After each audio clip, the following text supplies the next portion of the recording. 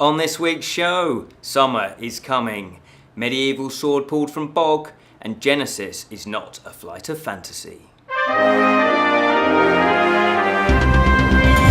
Hello and welcome to the Fancy News Show from the Bottled Imp. My name is Ken Boyter and this is, yes, you've guessed it, your weekly fix of fantasy goodness. We do start with some sad news though. Top film critic Barry Norman has died in his sleep, aged 83. This was last week. A statement from his daughters Samantha and Emma called him remarkable, adding he had a great life, a wonderful marriage and an enviable career. Barry Norman hosted the BBC One's film ... so it's whichever year it was, so it's film 83, film 84 depending on the year. And he hosted that between 1972 and 1998. He was the longest running host of the show.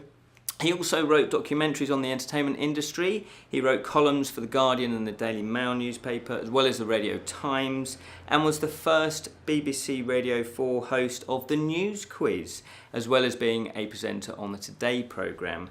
He also wrote several novels, and his literary agent described him as the defining voice of film criticism and insightful interviewing of screen legends from both sides of the camera. Now, I grew up watching, film ... and he was amazing. It was very inspirational. He had this really warmth about him. You just felt like he was chatting to you about these films, and you could see he was a passionate film lover. But he wasn't afraid to, stick the boot in when it needed. But he was coming from a place of knowledge, and so when he did criticise a film, you knew it was, for a reason. He wasn't just trying to get viewing figures or anything like that. And I also had the pleasure, of meeting him because he lived fairly close to where I live, and this was years ago. And I was in a shop. It was a photographic shop. And he walked in and he said, "Oh, how much is that album there?" pointing to one of the albums. And I said, "I don't know, I haven't got a clue." And the reason for that is because I didn't work there. I was just getting photographs developed myself. So he obviously clearly thought I worked there, which I was quite, taken aback by. But anyway, he was a brilliant critic. He was one of the leading critics. And obviously, now that I do reviews, you can see how easy he made it look when it really isn't. So obviously our thoughts and feelings go out to his friends and family. Game of Thrones pop-up bar pops up in Washington DC. In celebration of the latest series that's coming to telly soon, the massive HBO hit Game of Thrones has a pop-up bar, and it's giving Washington DC residents the chance to sample the delights of the Seven Kingdoms. Inside the immersive bar, the Iron Throne dominates the space, with the show's soundtrack playing as bartenders serve up cocktails with names such as the Lannisters send their regards and the Dothraki. Obviously, that would be some drink, that one. Punters can also order a tequila and grapefruit tonic with a very small bell which will ding, followed by shouts of "shame, shame," which is obviously a reference to one of the traumatic scenes in the show. There are quite a lot of traumatic scenes anyway. The other highlights include a room created to look like the North, the home of the Stark family, where sacred I think that's how you pronounce it, weirwood tree, made from foam, stretches from behind the bar to across the ceiling. There's also the Assassin's Temple, the House of Black and White, where the bar has replicated the Killer's Hall of Faces with plaster moulds. And there's a room where a dragon puffs smoke. As well as that, there is the throne room, obviously, where the guests can take their turns posing on the Iron Throne, I guess with a beer or a tequila. The pub is the latest creation from the Drink Company, that's what they're called, which has found a niche transforming its trio of bars into immersive experiences that has included the Christmas bar and the Cherry Blossom Super Mario bar. The bar will be open every day from now on until the 27th of August. So if you are in the Washington DC area, obviously I would pop along to that. But obviously it's not open during the show because obviously the staff and the punters want to see it. The series returns on the 16th of July on HBO and Sky Atlantic. Nomad Games have released another trailer for their upcoming game Fighting Fantasy Legends. The video game is a card-based role-playing game set in the world of fighting fantasy books. You know, the books that came out years ago where you are the hero, you choose, you just choose your path by turning to a different page number. Well, it's coming to the video games. As the series reaches its 35th anniversary, Nomad Games is putting a new spin on the familiar adventures. Players will explore the continent of Alancia, I think that's how you pronounce it, collecting cards and powering up their dice. The game will feature 3 iconic books from the series: City of Thieves, The Warlock of Firetop Mountain, and Citadel of Chaos. In the new minute-long trailer, you can get more of a feel of how the game plays and what the game actually looks like, how the graphics pan out. And you can see their trailer and also various screenshots at their website, which is www.nomadgames.co.uk/fighting fantasy. Obviously, any links we will be putting in the description of this episode. Fighting Fantasy Legends is due out on the 27th of July on Steam, iOS and Android. A 600-year-old sword has been found in a Polish bog. Yes, a construction worker who had worked in the area near the town of, wait for it, Herbereczo. It's HR. How do you pronounce that? Hrubbieszow. Julian's vague look. Absolutely. Herbereczo. I do apologise for that. Anyway, that's in Poland, and he's been working there. This construction worker has been there for 15 years, and he stumbled upon the late 13th or mid 15th century weapon while using an excavator to drain the bog. Aside from the hilt, the sword has been preserved almost entirely and has since been donated to the local Stanislaw Stastic Museum. Again, I apologise for that. 600 years ago, an unlucky knight may have fallen into the bog or lost his sword, and obviously where all the bog is filled with peat, so it's going to be preserved. And Bartłomiej Bartecki, the director of the museum, told Polish Service Science Journal, PAP, that the two-handed weapon is a unique find in that region, but 600 years ago would have been a typical weapon for the knight. The medieval sword measures 47 inches long, that's 120 centimetres, that's over a metre long, and weighs a mere 3.3 pounds. The sword has been sent to Warsaw, where it's going to be analysed and renovated, so that would be good. They put a nice buff on it, I would imagine. If you'd like to read more about this, it's an amazing find. You can visit the National Geographic website, and it's a really long link that I've put into the description, so obviously I'm not going to say it out loud now. Fancy Flight, it's either police, ambulance or fire. It's probably an ambulance. Yes, anyway, we'll let them do their job. As Fancy Flight announced a new custom dice-driven universal RPG game which is called Genesis. And that is a new universal role-playing system which uses custom narrative dice to determine a more nuanced story than simple success and failure. Players accumulate a dice pool of ability and difficulty dice, depending on the character's skill and difficulty of the task. To succeed, players need to roll more successes than failures on the dice.